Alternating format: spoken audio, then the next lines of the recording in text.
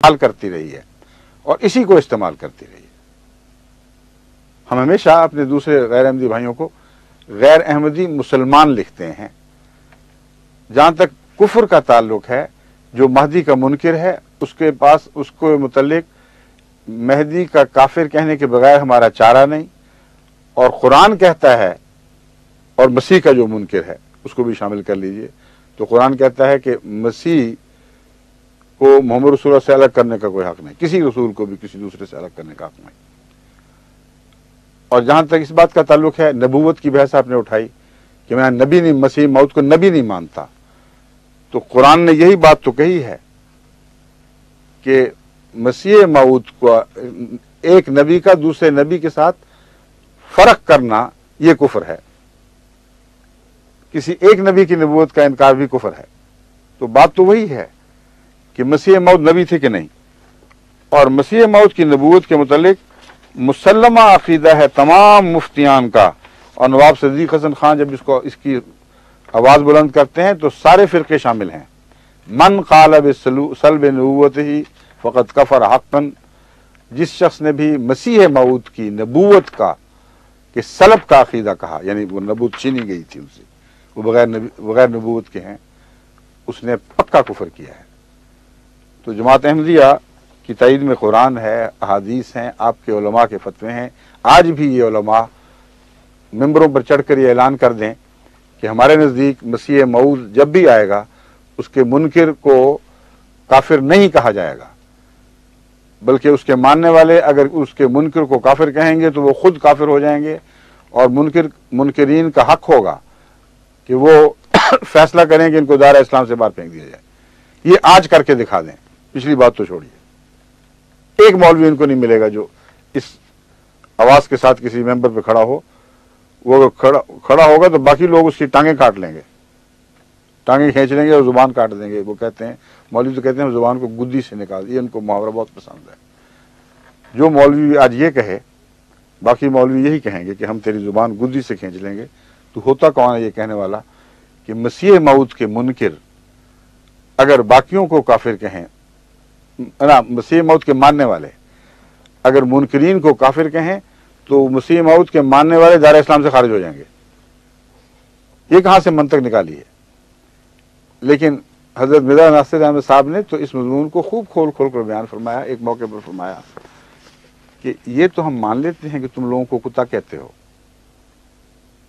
मिसालें भी दी, जो तुम्हारा प्रेसिडेंट आया है कुत्ता करके तुमने उसको उतारा, बड़ी बुरी बात है। कुत्ता कहना कहो, बड़ी बेहुदा बात है, लेकिन कहते हो तो हम कैसे रोकें तुम्हें?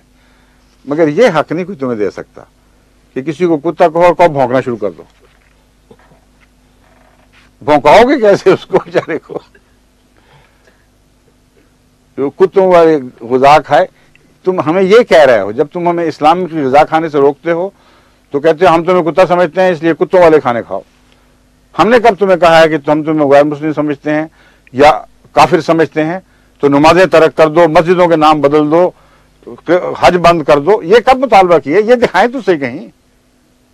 इतना झूठ। पहले बराबरी का दावा कर रहे हैं, अपनी तरफ से इंसाफ के तकाजे दिखा रहे हैं। देखो ए अहमदुन्नास, हमने कितने इंसाफ के तकाजे पूरे किए।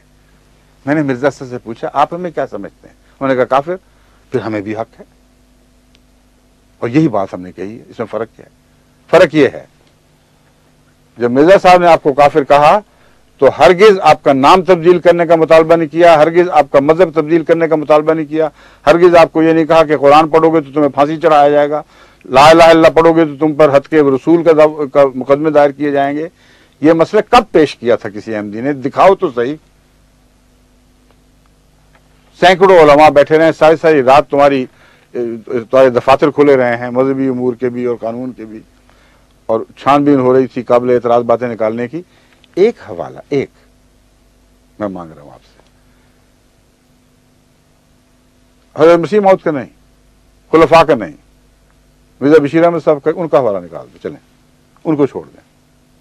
किसी अहमदी आलिम का हवाला निकाल दें कि कभी उन्होंने मुतालबा किया हो कि चूंकि हम तुम्हें मुसलमान नहीं समझते या सच्चा मुसलमान नहीं समझते मसीह मौत के इनकार की वजह से, इसलिए हम समझते हैं तुम्हें हरगिज हक नहीं है तुम ला इलाहा इल्लल्लाह कहो, तुम्हें हरगिज हक नहीं है तुम इबादत करो, ہرگز حق نہیں ہے اپنی مسجد کو مسجد کہو، ہرگز حق نہیں ہے مسلمانوں کی طرح نمازیں پڑھو۔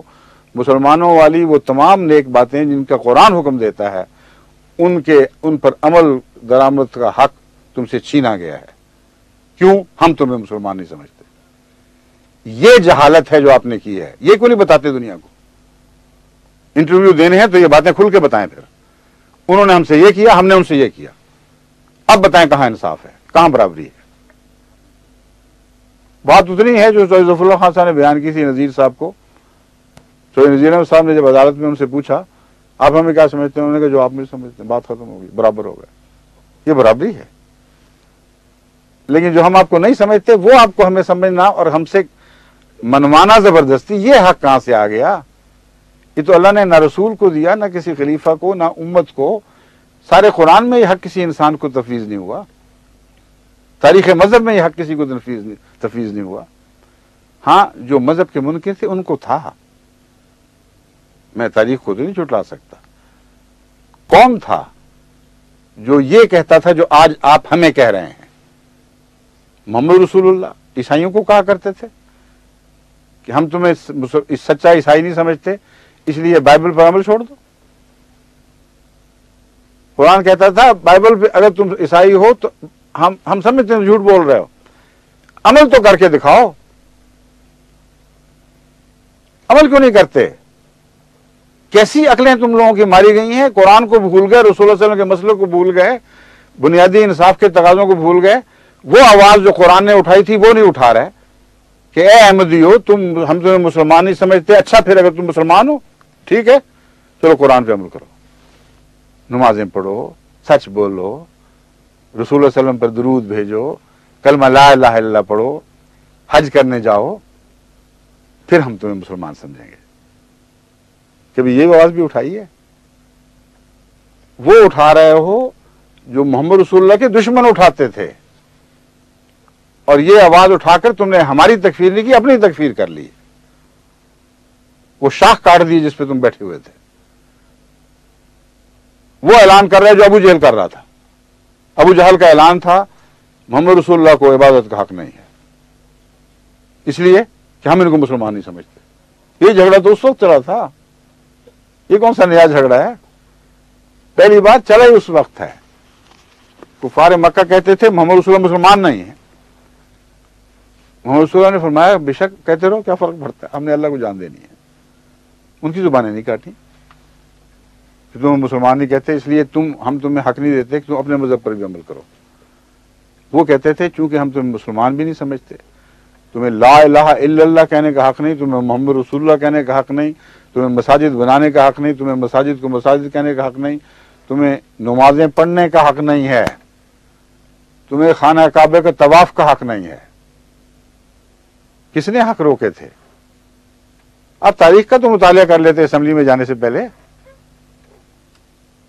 وکلاء کو قرآن کی فرصت نہیں ہے تو تاریخ پر تو ایک عمومی نظر ہونی چاہیے۔ ان علماء سے پوچھ لیتے کہ بھائی میں تمہاری نمائندگی کر رہا ہوں، مجھے بتاؤ تو صحیح کہ قرآن میں کہاں لکھا ہوا ہے کہ اگر کوئی کسی کو غیر مسلم سمجھے یا اس کے مذہب میں کے حق کو تسلیم نہ کرے تو اسے مجبور کرے کہ جس مذہب کی طرف منسوب ہوتا ہے اس پر ہرگز عمل نہ کرے۔ ہمارا تو یہ جھگڑا صرف مولوی تو پہلے بھی ہمیں سمجھتے تھے۔ دوسری بات یہ ہے کہ قانون کا کیا اس میں تعلق ہے؟ قانون کو یہ پوزیشن لینی چاہیے تھی کہ ثابت ہو گیا ہے، احمدیوں نے ثابت کر دیا ہے کہ جو ان کا جرم وہ تمہارا بھی جرم ہے اور تمہارا قدیم سے چلا آ رہا ہے۔ احمدیوں کو تو 90 سال ہے نا، تمہارا 1400 سالہ جرم ہے۔ تم شروع سے ایک دوسرے کو کافر اور پکا کافر اور دائرہ اسلام سے خارج اور اشد ترین کافر، ایسے کافر کہ تمہاری بیویاں تم پر حرام ہو گئیں، ایسے کافر کہ تمہاری اولاد ولد و زنا کہلائے گی، ایسے کافر کہ وہ ورثہ نہیں پائے گی۔ یہ فتوے جو ہم نے پیش کیے تھے پڑھ کے سناتے، اور جب ہم سنا رہے تھے بعض جو پڑھے گئے سارے نہیں پڑھے کیونکہ حضرت مرزا ناصر احمد صاحب کی طبیعت میں بڑی نرمی اور حلم تھا، آپ نے ڈیش ڈیش ڈلوا دیے تھے آگے، تھوڑا سا فتویٰ پڑھا پھر چھوڑ دیا، اتنی بےہودہ زبان ہے کہ چھوڑ دو۔ مگر علماء کو علم تھا کہ ان کتابوں میں لکھا ہوا جانتے تھے، آپ کو مطالعہ کرنا چاہیے تھا، پوچھنا چاہیے تھا آگے کیا لکھا ہوا ہے۔ آگے پڑھتے تو آپ کو پتہ چلتا کہ ایک دوسرے کو یہ کافر، اشد کافر، مرزائیوں سے بڑھ کر کافر،